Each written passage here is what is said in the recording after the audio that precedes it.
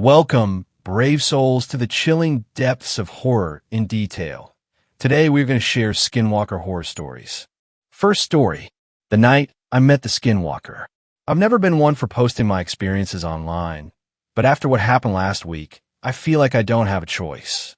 I need to get this out of my head. Maybe someone will believe me. Maybe someone will know what I'm supposed to do next, because I can't stop thinking about it. It all started when I went back to my hometown in New Mexico. I hadn't been there in years, but my parents still lived in the same house I grew up in, and guilt had been gnawing at me for avoiding them. It was a small, quiet desert town surrounded by endless stretches of wilderness. The kind of place where stories linger longer than the people who tell them. One evening, during dinner, my dad mentioned the hiking trails we used to explore when I was a kid. He said they'd reopened recently and casually suggested I check them out. But stick to the main paths, he warned. A lot of strange stuff happens out there. I brushed it off as a typical small-town superstition. Growing up, I'd heard my share of stories about weird lights, unexplainable noises, and the ever-popular Skinwalker legend. It always felt like a scare tactic to keep kids from wandering too far. I'd spent hours out there as a teenager and never saw anything unusual. So, the next evening, I grabbed a flashlight and headed out just before sunset. The trails were overgrown, but still recognizable. The air was crisp, and the fading sunlight painted the horizon in warm shades of orange and pink. I took my time, letting nostalgia guide my steps, until I reached a fork in the path I didn't remember. One direction led uphill toward the ridges overlooking the valley. The other curved downward, following the sound of rushing water. The river wasn't on the original trail map, but the sound of water was strangely inviting. I figured it might be worth exploring. I turned my flashlight on, even though the fading twilight still offered some visibility, and started down the slope. The air grew colder the closer I got to the river, and the trees became denser, their gnarled branches arching overhead like a tunnel. The sound of water grew louder, echoing off unseen rocks. Something about it felt off. The rushing water had an uneven cadence, like it was stuttering. My footsteps, too, seemed to echo strangely, just slightly out of sync with my movements, like something was walking a beat behind me. I kept stopping to listen, but every time I did, the forest fell completely silent. When I reached the riverbank, the sight was both beautiful and eerie. The water reflected the pale moonlight, shimmering as it flowed over jagged stones. But the landscape didn't feel right. The trees along the bank seemed unnaturally twisted, their trunks warped as if they'd been bent by unseen hands. The air smelled metallic, sharp, and out of place. That's when I noticed the tracks. They were in the mud near the edge of the river. Huge, elongated prints. At first glance, they looked human, but something was off about the proportions. The toes were too long, the heel too narrow, and they sank deeper into the mud than any person's weight could justify. I crouched down to get a closer look, and that's when I heard it. A voice. My voice. Help me. It came from the other side of the river, low and rasping, but unmistakably my own. I froze, my heart hammering in my chest. It wasn't an echo. It wasn't the wind. It was me, calling out from somewhere in the trees. Help me. It said again, louder this time, a desperate, broken plea that sent chills down my spine. The flashlight trembled in my hand as I scanned the opposite bank, the beam cutting through the darkness. That's when I saw it. It was crouched near the water's edge, its pale, sagging skin catching the light. At first, I thought it was a man, but the longer I stared, the less human it became. Its limbs were unnaturally long, bent at strange angles like a marionette with tangled strings. Its head hung low, the face obscured by matted hair, but I could feel its eyes on me, black, soulless pits that seemed to drink in the light.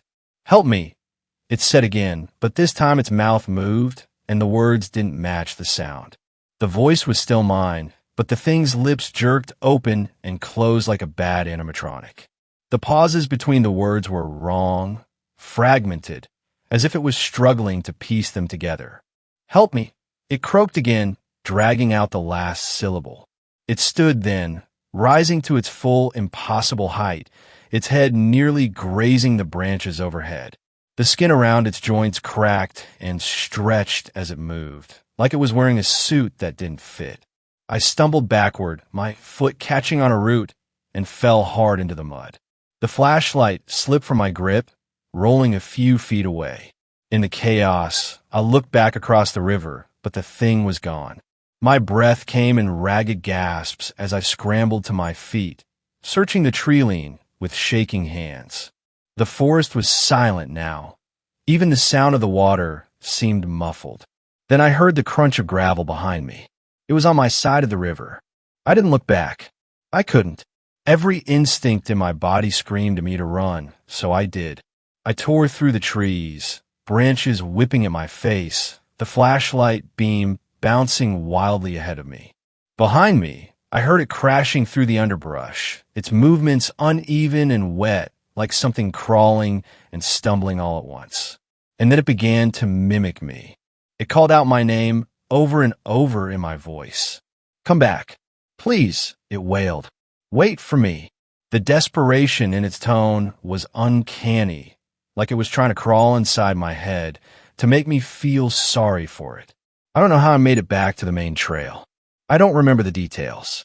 I just remember the relief of seeing my car in the distance and the sheer terror of hearing its footsteps growing louder. I dove into the driver's seat, locking the doors and starting the engine in one motion. As I peeled out of the parking lot, I caught a glimpse of it in the rearview mirror. It was standing in the middle of the trail, its head tilted an unnatural angle, watching me. Its mouth hung open, that horrible grin stretched wide across its face. And then it waved. I don't know how I made it home that night. My hand was shaking so badly, I almost crashed twice. I spent the night sitting in the corner of my bedroom with the lights on, clutching a baseball bat like it would make a difference. The worst part came the next morning. When I opened my front door, my flashlight was lying on the porch. It was clean. I'd seen it fall into the mud when I tripped, rolling down the slope toward the riverbank. There was no way it should have been here, clean, spotless, like it had never left my hand. I haven't gone back to the trail since, and I don't think I ever will. But sometimes, late at night, I hear something outside my window, a soft knock followed by the sound of my own voice begging me to let it in. I didn't sleep much after that night. Even with the lights on, even with the bat clutched in my hands, I couldn't close my eyes without hearing that soft knock on the window or the distorted echoes of my own voice calling out to me. Every sound outside, branches brushing against the house, a coyote howling in the distance, set my nerves on edge. I started to question what was real and what was in my head, but I didn't dare look out the window. The knocking didn't come every night. Some nights were eerily quiet, which almost made it worse. At least with the knocks, I knew where it was, or thought I did. On the quiet nights, I could feel it watching me, its presence like an unseen weight pressing against the walls of the house. I kept every door locked, every curtain drawn, and the flashlight within arm's reach. It wasn't enough. 3 nights after my encounter, I woke up to something new, the sound of footsteps on the roof. Slow, deliberate footsteps like someone or something was pacing back and forth. My bedroom is on the 2nd floor, so it was right above me. The ceiling seemed to creak with every step, each one sending a chill down my spine. I gripped the bat tighter, my breathing shallow, trying to convince myself it was just an animal. But deep down, I knew better. "Let me in." The words were muffled, coming from somewhere above. It was my voice again, but weaker this time, like it was strained or dying. The footsteps stopped directly above my bed. "Please, I'm cold." It spoke again, but this time it wasn't just my voice. There was something else beneath it, like a guttural growl, trying to mimic human speech. I clamped my hands over my ears and squeezed my eyes shut, willing it to stop, willing it to go away. The pacing resumed, faster now, erratic like it was angry. And then it was gone. Morning brought no comfort. There were no signs of footprints on the roof, no damage, nothing to prove I wasn't losing my mind. But the smell, that metallic coppery tang, still lingered faintly in the air. It was the same smell from the river, the same smell that clung to the Skinwalker. It was real, and it wasn't leaving. I thought about telling someone, but what would I even say? No one would believe me, not without seeing it for themselves. Even then, would they? I debated leaving town, driving as far away as I could, but I had this gnawing feeling that it wouldn't matter. It had found me once. It would find me again. That afternoon, I decided to confront it. Not because I was brave, but because I was desperate. I needed to know if it was real, if it was still watching me, or if I was losing my grip on reality. I waited until dusk, when the shadows were long and the air carried that faint metallic edge. I left the house with my flashlight and bat and started walking toward the river. The town was quiet as I made my way out to the trails. Too quiet. No dogs barking, no cars passing by, not even the faint hum of insects. Just my own footsteps crunching against the gravel. By the time I reached the trailhead, the sun had dipped below the horizon, leaving me alone in the dark with only the beam of my flashlight to guide me. As I moved deeper into the woods, the air grew colder, heavier, like the forest was holding its breath. I could feel it watching me, even before I saw it. My flashlight flickered as the sound of rushing water grew louder, and I knew I was close. But I wasn't prepared for what I saw when I reached the riverbank. It was standing in the middle of the water, partially submerged, its head tilted at that unnatural angle. The moonlight caught its pale, sagging skin, making it almost glow. Its eyes, black, endless pits, locked onto me as soon as I stepped into view. "What?" I managed to choke out. My voice sounded small, pathetic, even to me. "What do you want?" It didn't move at first. It just stared, its expression unreadable. Then it smiled.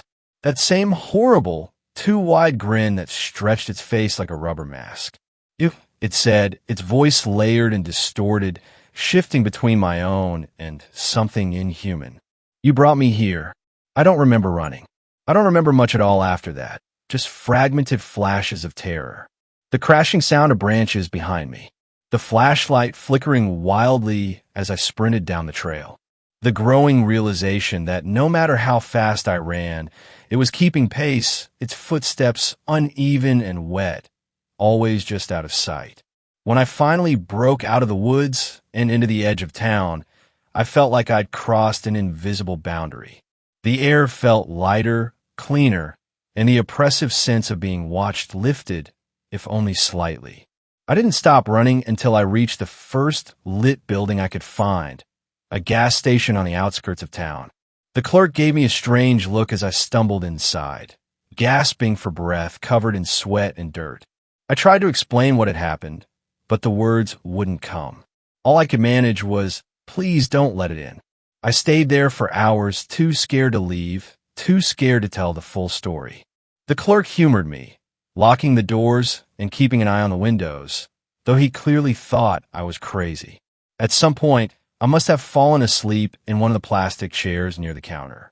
When I woke up, the gas station was empty, the doors unlocked, the lights flickering. I was alone, and that metallic smell was back. The faint sound of footsteps echoed outside the door, slow and deliberate. I held my breath, praying it wouldn't come inside, and then the lights went out. If anyone has heard of something like this, please let me know. I don't know how to make it stop, and I'm running out of places to hide. Second story. I'm a Marine stationed at Camp Pendleton. I met a Skinwalker in the dirt fields. Being assigned to Camp Pendleton was a dream come true. Located in Oceanside in northern San Diego, it's one of the biggest Marine Corps bases in the U.S. There's a ton of stuff to do nearby, whether come to the beach to surf, swim, or go for drinks at the pier. The people around here are mellow, and there's a surfer sort of vibe to the neighborhood I moved into. Everything was going great for me the first few weeks while I was here, but I noticed that despite the laid-back attitude of the surrounding area where I lived, my work life was rigid and inflexible, my commanding officer gruff and no nonsense. I began to realize this place was not going to be a cakewalk. Then, one cool night, I woke up disoriented and far from my bed. Looking around, I saw there was nothing nearby. Not another person for miles. Just flat, dirt ground with hills in the distance, and the black sky full of stars and a full moon above. I must have been sleepwalking, I thought to myself, rubbing the sleep from my eyes. I had been marching in my dreams while remembering my days of basic training, and I had somehow ended up in the middle of the dirt field. I looked around in every direction and finally saw lights in the distance behind me. At least I had an idea which way to go now. Turning around, I started to walk back towards the base, my legs wobbly from the long walk while asleep. It felt surreal to be out there in the middle of the night, and I didn't understand how it could have happened. I had been caught sleepwalking once or twice before, but I'd never gone anywhere near to this far. Part of me wondered with a paranoid fear just how often this happened without me realizing it. I walked for a few minutes alone, feeling an increasingly strange sensation like a tingling on the back of my neck. After a while, I began to suspect it was that outdated lizard brain notion that someone was following me. A remnant from some bygone era when humans actually had to worry about being stalked in the night. Just as I had that thought, someone cleared their throat in the darkness behind me. A chill ran up my spine, and my flesh broke out in goose pimples as he spoke, his voice deep, gruff, and commanding. "What are you doing all the way out here so late at night?" he asked. He stepped closer, and in the moonlight, I could see him more clearly. My voice caught in my throat as I looked at his eyes and saw they were yellow, like a cat or a wolf or a snake maybe. "Haven't you been told to stay in your bunk at this hour?" His tone was predatory and overwhelmingly creepy, but his demeanor was otherwise friendly. The part of my brain telling me to run was suddenly being hushed into submission by an unfamiliar voice, which told me this was fine and not to worry about a thing. "Look at his uniform," the voice said. And sure enough, I looked down to see he was wearing a Marine Corps uniform, with the insignia indicating he was an officer. "You wouldn't want to disrespect a superior officer, would you?" the voice asked. "Sorry, sir. I must have been sleepwalking. I'm just heading back towards the base. I can make it home from there." He showed his teeth in a grin and told me he'd walk with me for a stretch. "We must be distant relatives from somewhere down the line," he said as we walked. "Both of us out here walking in the middle of the night. I wish I could chalk my trip up to somnambulism, but I'm just a run-of-the-mill insomniac.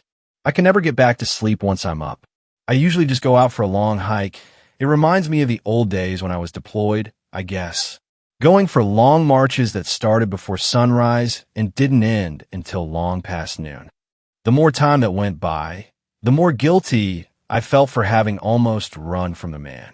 He was just an ordinary guy, and the conversation became easier as we built up a rapport and I told him about my life and my background and where I was from. When I looked back at his face, I was shocked by what I saw. Maybe there really was a family connection between the two of us. In the increasing light from the base, as we drew closer to it, I saw there was a striking resemblance between us. He didn't look like that when you first saw him, that suspicious voice in my mind said uneasily. His eyes were yellow, remember? And now look at them, they're brown. But it was quickly drowned out by that other, louder voice which spoke up and said all of this was okay too. It was just dark out in the dirt field, and I hadn't gotten a clear look at his face until now. "Tell me more about your parents," he said. "I want to know all about them. What were they like?" I started speaking again, feeling hypnotized as I looked into the older man's swirling brown eyes. He was walking slower and slower, and I was matching his pace. The base was close now. I could see the lights of it were very bright up ahead, less than a couple 100 yards away, but they were getting dimmer suddenly. The light was fading. But how? Were we walking backwards now? Was I even walking at all? Or was something dragging me now? It took me a few moments to shake the strange sleepwalker's haze from my vision, and I realized I had been in a trance of sorts. When I looked at the man's face again through my half-closed eyes, I was astonished at what I saw. He didn't just bear a passing resemblance to me. He could have been my long-lost twin brother. His eyes were the same shade of brown, his hair close-cropped and chestnut. His jaw was defined, and his nose was sharp and angular. But his smile, And his teeth, those were not like mine at all. They were pointed and long, designed for tearing flesh from bone and ripping it to shreds. He was pulling me, dragging me across the dirt, deeper into the darkness again. "Who are you?"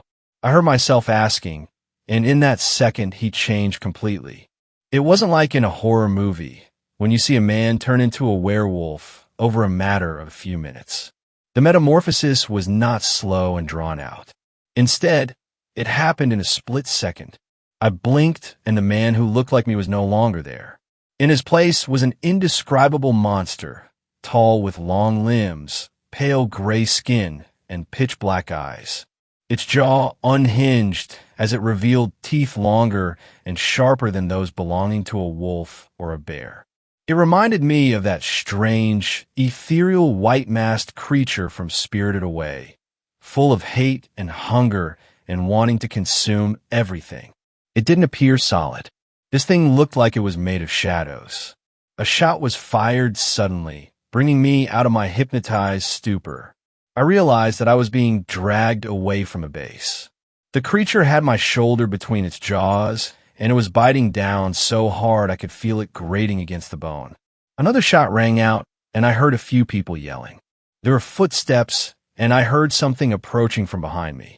The thing tried to pick me up in its jaws, and it was so massive and so strong that it actually succeeded momentarily. I thrashed and punched it in the face, kicking it in the eyes. My shoulder was on fire, and my entire arm felt like it was dangling by a thread, as if it would pop off at any second, unhinging at the joint like a Thanksgiving turkey drumstick. And then for a second, I thought it would. It popped out of the socket and dislocated. The flesh began to rip and tear and bleed. The creature nearly tore my arm clean off as another shot rang out. I gave it one more good, hard kick to the face, and the already wounded monster dropped me to the ground, letting out a low moan of pain. It fell, its form turning into a large black puddle of darkness like an oil spill, before skittering off into the night like an infinitely long centipede. It blended in perfectly with the shadows, and was gone a second later, just as a few other Marines arrived. "Are you okay?" one of them asked, helping me to my feet. "Man, I never thought I'd live to see someone get attacked by a mountain lion. You're lucky to be alive." It took me a few seconds to comprehend what he was saying. It was so bizarre. The thing which had just attacked me looked nothing like a mountain lion. It was long and tall and humanoid, with a black, wispy shroud surrounding it like a living cloak. "Man, are you blind?" the other Marine asked. "That wasn't a mountain lion." I breathed a sigh of relief. I wasn't crazy. Someone else had seen the thing as well. It was a wolf. A big gray wolf. "Man, I've never seen one so big. You sure are lucky to be alive, though. That's for sure. Do you want us to call for an ambulance?" I shook my head. "No, I'll be fine. I can walk." I took a nervous look at them both, as if judging for myself again whether they were human or not. But I decided these two were the real McCoy. If not for them, I would have been that thing's dinner. The two of them walked me back towards the base, and I tried to decide whether I should tell them the truth of what I had really seen. But with each step we took, the memories started seeming more and more surreal and dreamlike, to the point where I even started to convince myself I had exaggerated what happened. Maybe it was a mountain lion, or a gray wolf, far from its pack, desperate for food. But no, the memories could have been wiped away, but the teeth marks were not. They were strange, and totally unlike anything a wolf or a mountain lion might leave. When I went to the infirmary to get the bites looked at, they told me they'd never seen anything like them before. After several sets of blood cultures and antibiotics, they never did figure out what was wrong with me, or how to get rid of my symptoms, sleepwalking being primary among them. I would get up from my hospital bed in the night, and it would take a whole team of security guards to get me back into my room. So desperate I was to escape. Back to the fields, I told the men. I needed to get back to the dirt fields. To march. All they could do was watch as my symptoms got worse, and as black, vein-like formations began to spread from the bite wounds, like a dark plague spreading throughout my body. Everything is so cold now, and I feel like I'm losing control. I don't want to feel like this, but I can't help it. Whatever bit me, it infected me. Its contagion is spreading throughout my system, and I can no longer fight it. I get these windows of time when I'm with it enough to speak and live my life, and then I get a period of darkness where I remember nothing. They discharged me recently, leaving me alone to deal with the symptoms myself. I think they're worried about having me so close to the base. They don't know what I'm capable of anymore. Most nights, I wake up far from home and don't know how I got there, just like that night in the dirt field. Like I'm sleepwalking all over again. Except that's not what this is. This is something much worse. The dark veins are spreading up my neck towards my face, making me stand out and look strange. People think they're bizarre facial tattoos, inching their way towards my skull. They keep asking me if I'm all right, as sweat pours down my reddened face and my eyes dart around with nervous paranoia. The blackouts are getting longer and closer together. I don't know how much longer I have left to be me, and I'm terrified of what's going to happen when those veins get to my heart and my mind. Who knows how long I have left before I'm out roaming the dirt fields, looking for a meal. Third story, Skinwalker stories from the past. This is a story my family told me when I was growing up. We live in a rural community on the Navajo reservation. My aunt and her two brothers were home alone while my grandparents had left for the evening to attend a chapter house meeting. They were in the house, and like many people from the reservation, they didn't have electricity.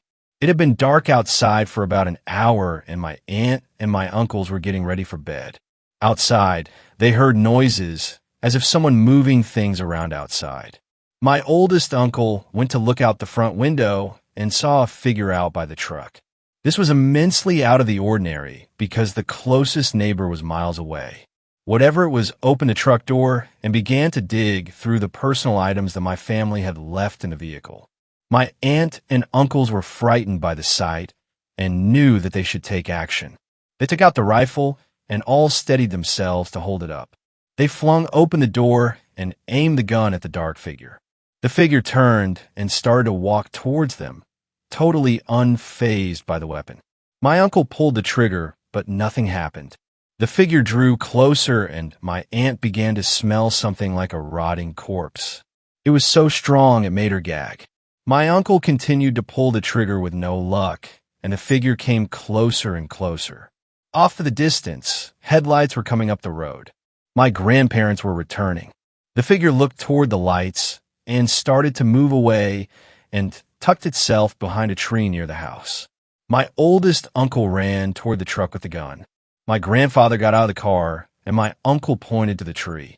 The thing was poking out its head to observe what they were doing. My grandfather ran into the house and over to the stove and grabbed a handful of ashes and rubbed over the gun and placed an ash-covered bullet into the chamber. He walked out onto the porch and fired toward the tree. Whatever that thing was didn't expect the gun to go off. The gunshot echoed and the dark figure began running. My grandma chased my aunt inside, and my uncles and my grandfather went after it.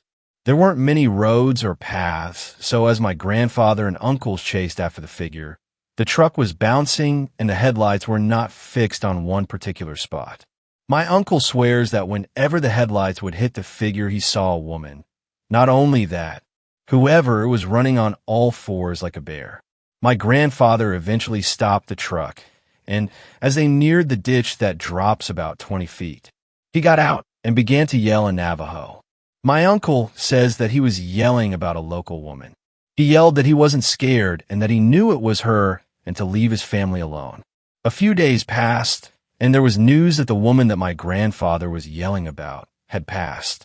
I've always been told that if you know who the Skinwalker is, say their name, and it will kill them. Fourth story. I think I had a run-in with a Skinwalker last night, and I'm afraid it might come back. This entire thing happened last night, and I still don't know how to feel about it. I'm honestly still shaken up. I'm afraid that my dogs might get hurt, or even my family. So I've come here in search of advice as to what I should do now. It must have happened around 8-ish when my mom's girlfriend called me downstairs. She had asked me to help her burn some of the boxes we had lying around in the kitchen so we could clear up some space. We live in a pretty small house, 2 bedrooms and 1 bathroom for 5 people. I have 2 younger sisters. One I share a room with, 12, and the other 10 sleeps in the living room most nights. And we live with my mother, her girlfriend, who is very, very mentally ill, mind you, and my dog Kobe, about 2 years old, Valentine, who we've had for 6 years, and their 3 puppies. So there really isn't a lot of room to go around, and we could use that extra legroom. So I agreed, and we took the boxes out from the house and into the backyard. Our backyard is the biggest in our small neighborhood and is not fenced in. And we are also one of the only houses on the block that has a shed, which is identical to our next door neighbors. Our driveway reaches over to our shed, and since the yard is open, they both sort of connect. Anyway, while she was breaking said boxes down and lighting them on fire, I'm not permitted to use the lighter. I was putting Kobe out on the chain to use the bathroom. Don't worry, his chain doesn't reach all the way across our yard, and he was far away from the fire, while Valentine is roaming around the yard. The fire goes fine, and we burn about 2 or 3 big boxes with no problems. Everything was very under control, and we were even having fun with it. Around the end of the fire, when the flames had started to fade away, Kobe started running back and forth from the driveway to near where we were, barking frantically and trying very hard to get off of his chain like he was afraid and was warning us of something. When this happened, I also noticed that Valentine was growling in the driveway. So I got up and walked over to him to see what was wrong, and I smiled and asked him, "What's the matter?" In that sort of baby voice. But while I was standing there, I got that feeling. You know, the one where you know you're not alone. I could feel someone's eyes looking right through me. I looked over in the direction of Valentine's barking, and I instinctively yelled, "Oh my God," at what I saw. There was this inhuman-looking thing standing in the driveway only a few feet away from me. Despite having the light from the back door being open and the fire nearby, this thing was completely black. All I could see was its bulging eyes staring right through me, never wavering. It was so thin and tall, standing much taller than the small shed at the end of the driveway, easily 7 feet tall. And God, I could just feel that something was completely off about this thing. Some voice in the back of my head was telling me this thing wants to hurt. It's so angry. And it was like me and this thing were having a staring contest. I heard my mom's girlfriend ask me what was wrong, and I looked away for just a second, and it was gone. Completely disappeared, but I could still feel its energy looming around. When I told mom's girlfriend what happened, we put out the fire and we brought the dogs inside. I ran to my mom and told her the same thing I told her girlfriend, and she tried to give me logical explanations to what I saw, but none of them really made sense. She must have seen that I was afraid and wanted to comfort me, but her excuses gave me no comfort. After that, I went up to my room with Kobe, and I tried to shake off that feeling that thing had left me with, but honestly, I couldn't. I was struggling for a while.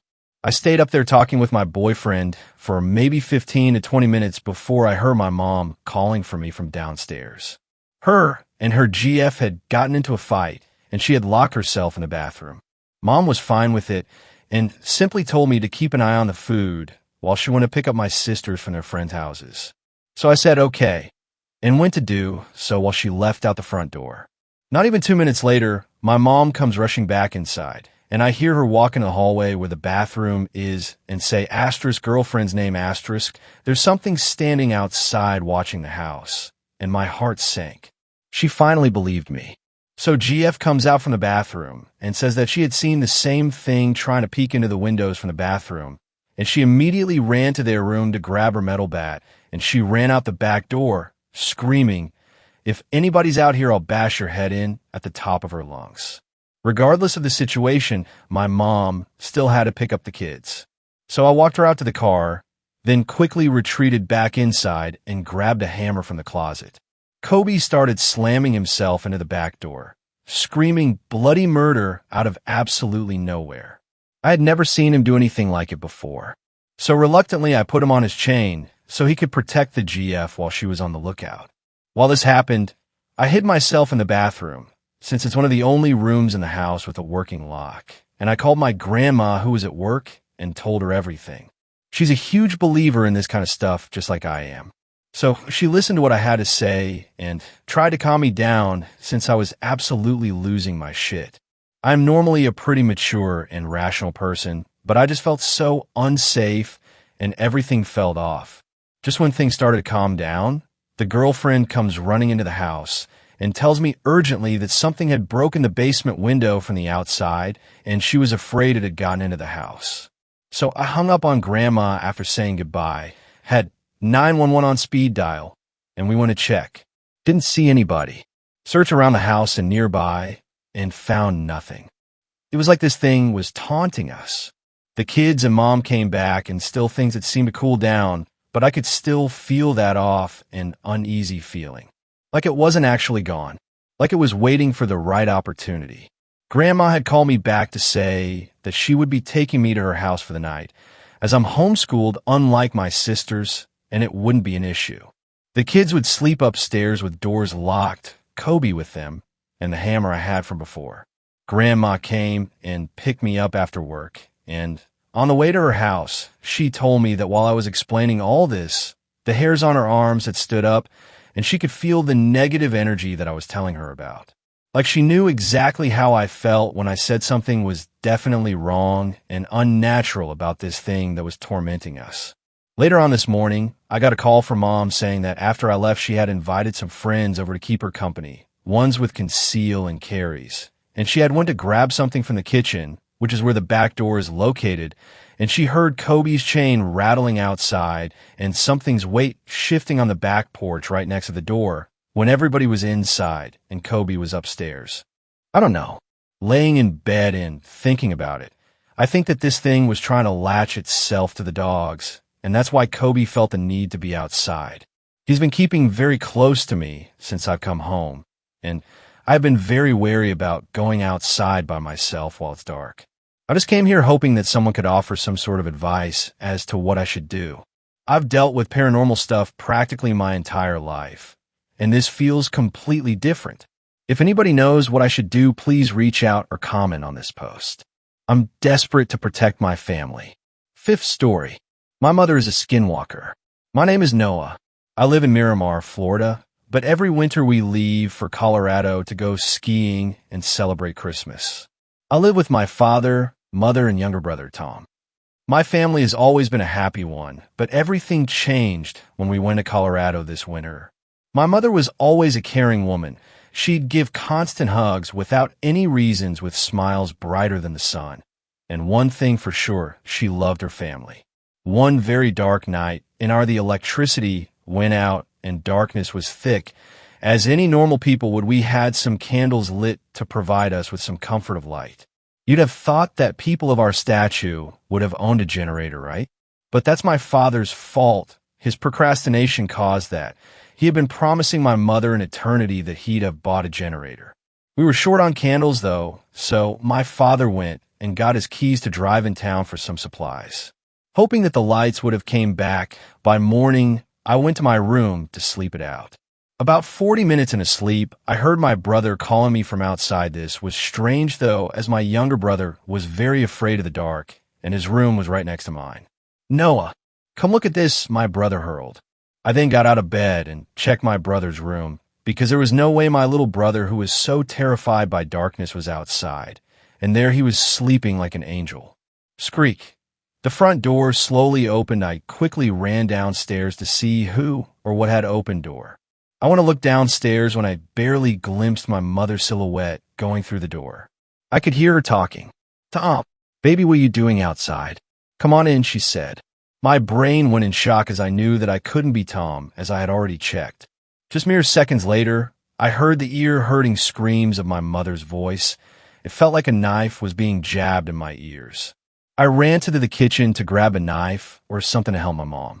As I rushed out there to what was a gruesome sight, there was an inhumane creature devouring my mother. The stench was putrid, and its eyes were as red as the devil's. Its skin was like fur like that of a coyote, and its mouth opened wide like around 25 inches or so. I stood there in shock, unable to move with what was supposed to be a weapon in my hand, a knife to be exact. But against this monster, I guess a knife is useless. Flickering up to the cabin were my dad's car lights approaching. The The creature then started contorting. It had changed into my mother's skin, looking exactly like her. My father pulled in the driveway and said, "What are you guys doing out here?" "Oh, hun, we were just talking," the creature said with my mother's beautiful voice. "Dad, that's not MOM. Whatever that is, IT, isn't MOM?" I shouted. "What do you say, my son? Stop this nonsense," it said. My father simply shrugged me off, saying I need to get back to sleep because I'm talking nonsense. I kept trying to warn him, but he simply dismissed me and sent me to my room. For nights I couldn't sleep thinking of what I'd saw. It made me squeamish thinking of my mother's screams and how vile it was seeing that monster swallow my mother's body whole. It's been a year, and that thing acts and behaves exactly like my mom. It has all my mother's memories. Everything. I've heard of Skinwalker stories before, so I now had an idea of what creature it was.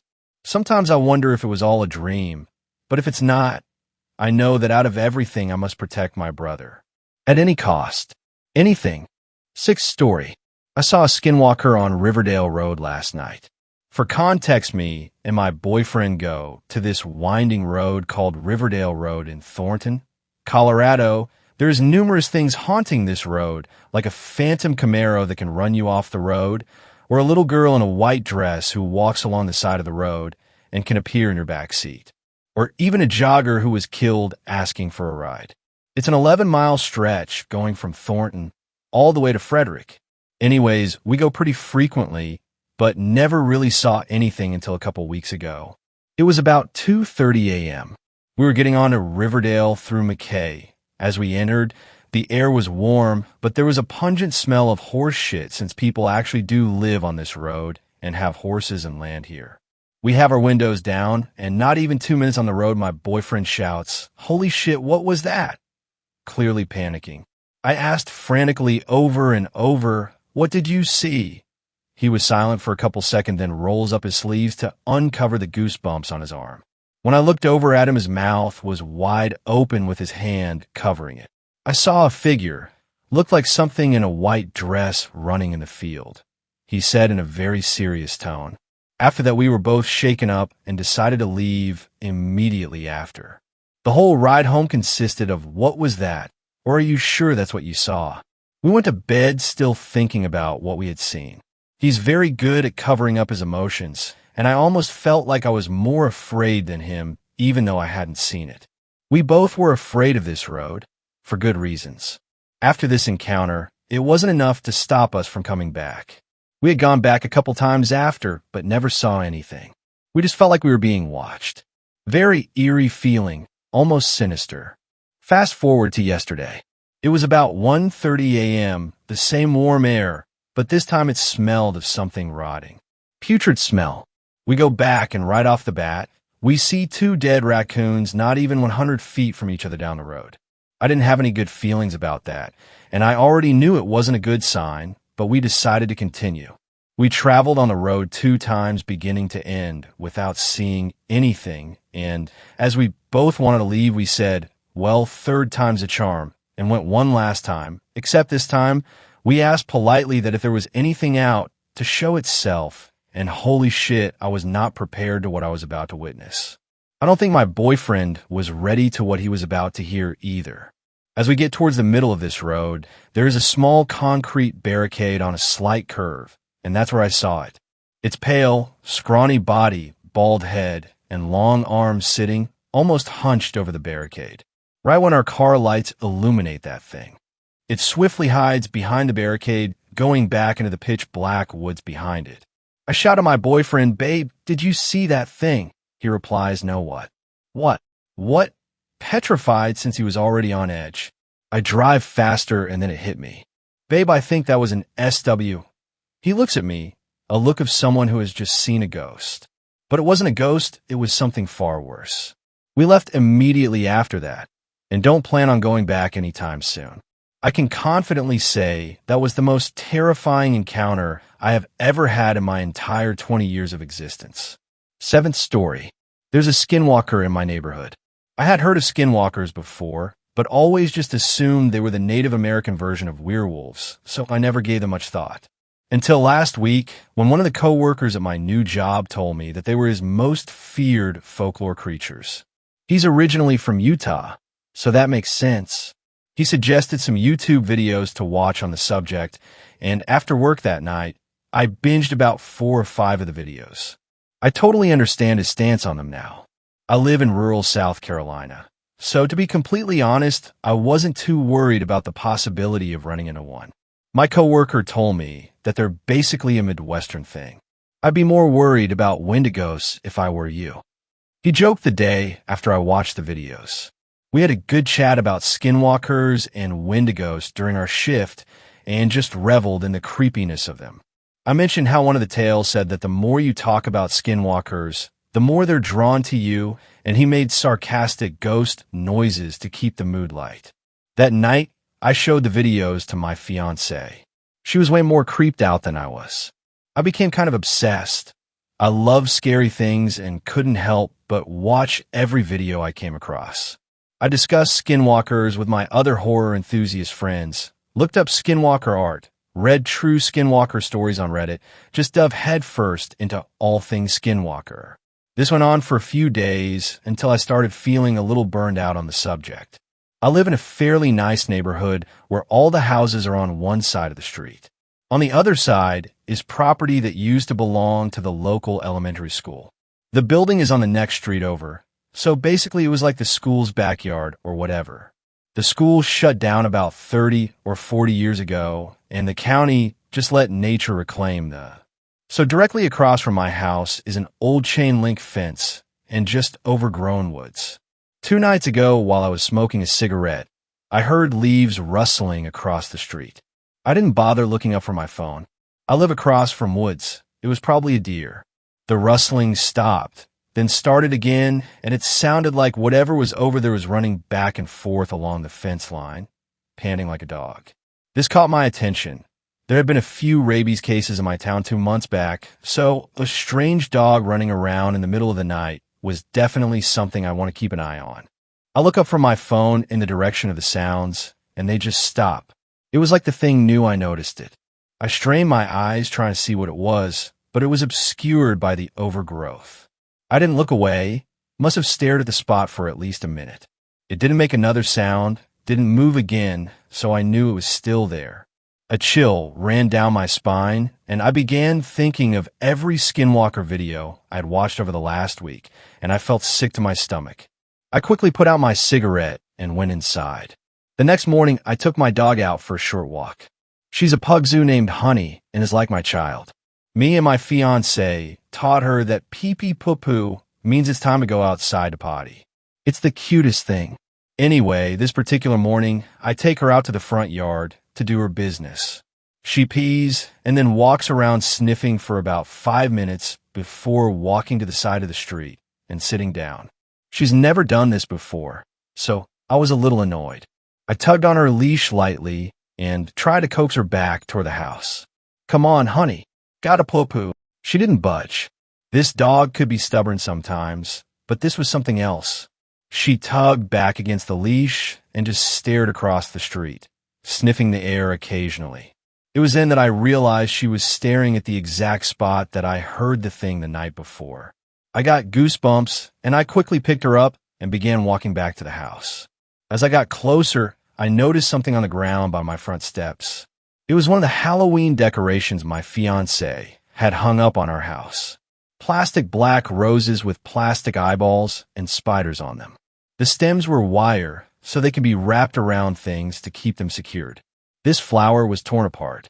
Something had come onto my porch, taken down the flower, and torn it apart, leaving it lying in front of my steps. I picked up the flower and threw it away. I didn't tell my fiancée. I didn't want her freaking out. The rest of that day went by uneventfully. That night, I told my coworker about what happened, and he looked a little concerned but brushed it off. So what I heard was most likely just a dog, and the flower was probably knocked down by the wind. I had my doubts. As I was walking to my door after getting home from work last night, I heard that same panting as the night before and the clicking of claws against asphalt. I turned quickly to see a dog that looked like a brown mangy bull terrier hauling ass down my street. The street is probably about 40 feet away from my front porch, so I couldn't get a great look at it, but I could tell it was only running on 3 legs because one looked mangled. It turned quickly and darted into the tree line across the street through a part of the fence that had been pulled back. The fence wasn't like that earlier that day. That's when I noticed that the dog didn't have a tail. I almost threw up. Skinwalker legends say that when they take the form of an animal, they never have tails. I tried to rationalize it to myself. Maybe it just had a stub tail that I missed because it was running. I immediately went inside. My fiancée was sitting on the couch petting Honey. She could see I was upset and asked me what was wrong. I told her nothing, just almost got clipped by a car before I pulled into the driveway. She got up, hugged me, and cursed the person that almost hit me. She asked me if I could take Honey out for pee-pee poo-poo because she had been creeped out by all the spooky videos we've been watching and didn't feel comfortable going outside at night by herself. Honey perked up. She ran to the door and looked between me and the door, whining excitedly. I stared down at her for a moment before agreeing to it. I'll just keep her close to the porch, I thought. We walked off the porch, and she immediately tried to walk to the street. I tugged on the leash, and she tugged back. She eventually moseyed to the edge of the porch and peed. After, she began walking around sniffing. I told her the usual line, "Come on, Honey, gotta poo-poo." She huffed at me, sniffed around some more, and eventually started pooping. I was on edge the entire time we were outside, but being around her helped calm me down a little. Then I heard it from across the street. "Come on, Honey." My voice, in the exact same tone and inflection as I had just said it. It sounded staticky, like an old radio broadcast, but it was definitely my voice. Honey stopped what she was doing and stood alert. She looked over to me and cocked her head. "Come on, Honey, gotta poo-poo." Again, my voice called from across the street. Honey began whining, looking from me to the woods across the street. I picked her up and began backing up to the steps, not taking my eyes off the part of the fence that had been pulled back. "Honey, come." The voice sounded firm now, like it was getting aggravated. Honey squirmed in my arms, whining. I didn't know if she was trying to get out to go to the voice or to run inside, but I wasn't taking any chances. I turned and bolted up the steps and to the door. As I walked inside, I turned one last time to look across the street. There, standing in the part of the fence that was pulled back, was the dog. Its eyes were glowing a dull orange, and it had its teeth bared. The face was all wrong, like someone had taken a distortion tool and just dragged around random features. Once again, I didn't tell my fiancée. Stupid horror movie cliché shit, I know. But I really don't want her losing her shit. I just told her there's a strange dog running around the neighborhood, so to not take Honey out at night. Later last night, after we had gone to bed, I woke up to the sound of footsteps pacing back and forth outside my window. Against my better judgment, I rolled over to try and see it. I don't, but the pacing stops. "Come on, Honey," my voice called out, cutting through the quiet of the night. I prayed my fiancée didn't hear. It called out 2 more times before I heard it walking away. I didn't sleep a wink the rest of the night. Today, when I get to work, I'm going to ask my coworker what I can do to get rid of this thing. I'm scared. I don't think there's a way. If anyone knows anything, please let me know. Thanks a lot for watching the video till the end. Subscribe to Horror in Detail for more videos. Drop your suggestions in comment section.